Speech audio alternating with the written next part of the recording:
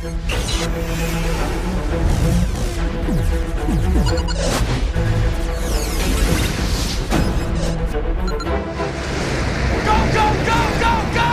Airborne.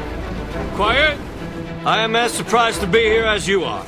We were not intended to support the invasion of Italy, but after steamrolling inland, it would look like an easy victory. Our mission is here, Sicily, the village of Adante. Store shelves have been so completely saturated by World War II themed shooters that it's rather difficult to get excited about having to play through yet another one. And to be quite honest, it's been a bumpy road for the Medal of Honor series, with the quality ranging from excellent to abysmal.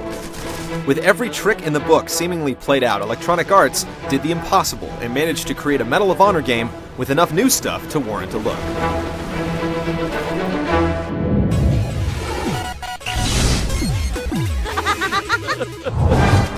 With nearly every major and minor battle forever etched in the minds of gamers everywhere, Airborne invites players to fly the not-so-friendly skies as Private First Class Boyd Travers, paratrooper in the 82nd Airborne Division. After a quick tutorial on how to jump out of a plane and land safely, the player is whisked off to Italy for the first in a series of missions that give a bird's-eye perspective to famous battles like Market Garden, Operation Avalanche, and of course Normandy, because you can't have a World War II game without referencing Normandy.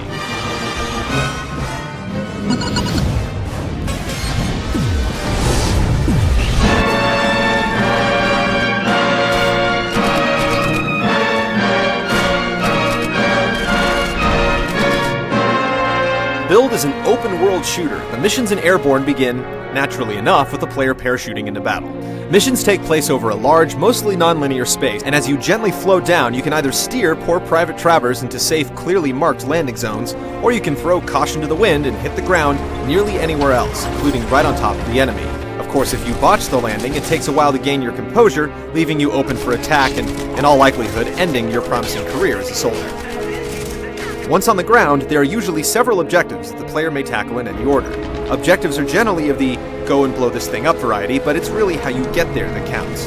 While it's entirely possible to drop in close to a heavily guarded objective lone wolf style, the safer route is to stay with your squad and work your way through the mission together.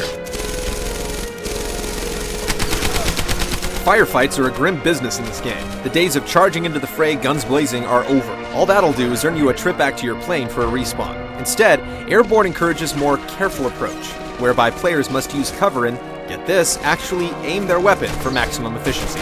While it's certainly possible to shoot from the hip, your chances of hitting anything is between slim and none. Careful shots earn not only more kills, but the ability to upgrade your weapons.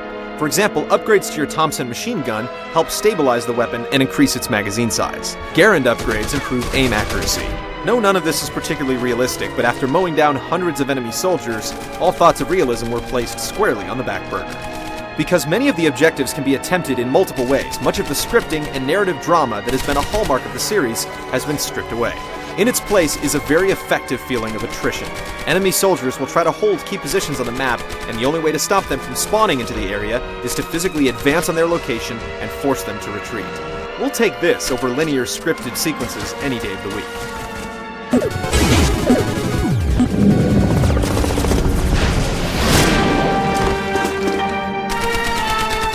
So while there are a lot of new and interesting gameplay ideas in Airborne, not all of them work quite as advertised. Players will quickly discover that despite the promise of being able to parachute into the game from anywhere, there are some pretty big restrictions on where you can and can't land.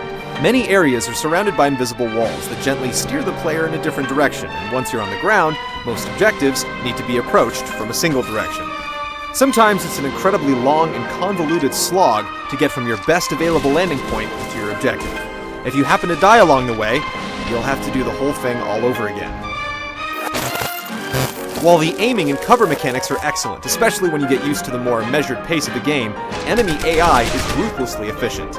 Even with fairly inaccurate weapons, the enemy is able to hit you from ridiculously great distances.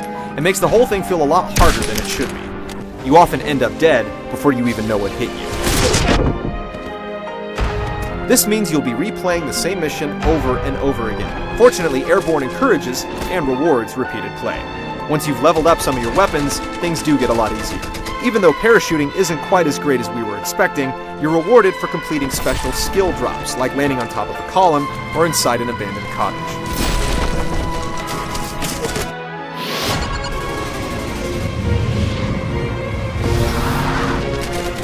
Sporting the latest trendy fashions in the form of the Unreal Engine, Medal of Honor Airborne looks great. Sure, we've all seen plenty of war-torn European towns, but Airborne really makes an attempt to put on the pretty. Sound design, however, is mixed. After the sheer bombast of the last few Call of Duty games, the gunfire and explosions are a little underwhelming in Airborne. Music cues are generally well handled, kicking in at just the right moment to add a little extra oomph to the battle. But it has to be said that the use of the lone, majestic trumpet, Medal of Honor staple since the beginning, has been so overused that it's almost reached the point of parody.